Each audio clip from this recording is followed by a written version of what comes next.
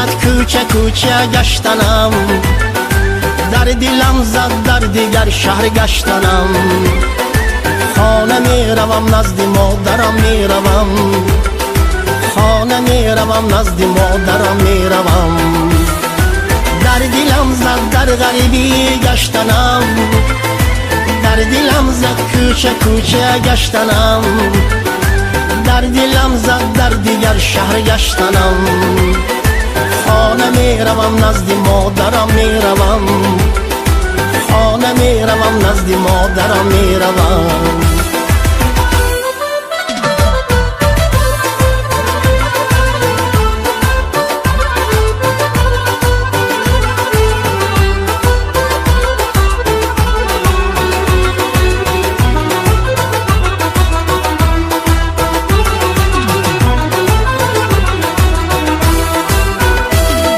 روز گذشت و ماه گذشت و سال گذشت، عمر من در این غریبی ها گذشت.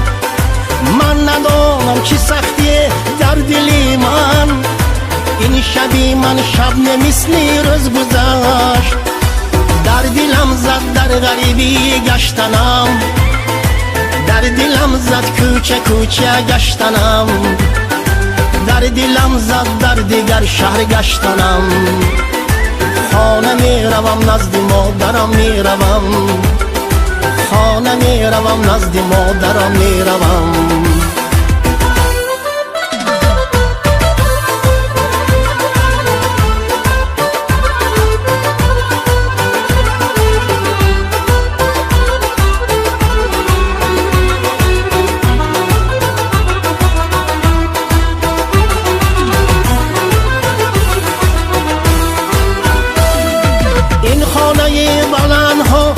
چشم من نمی ارزد به یک کنجی خانه من، این همه زیبایی دیگر شهر نمی ارزد به یک کلچه مادری من. خود به خود خوریم آید هر زمان، زنده باشد مادران.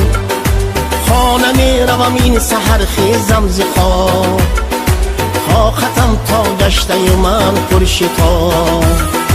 در دلم زد در غریبی گشتنم، در دلم زد کوچه کوچه گشتنم، در دلم زد در دیگر شهر گشتنم.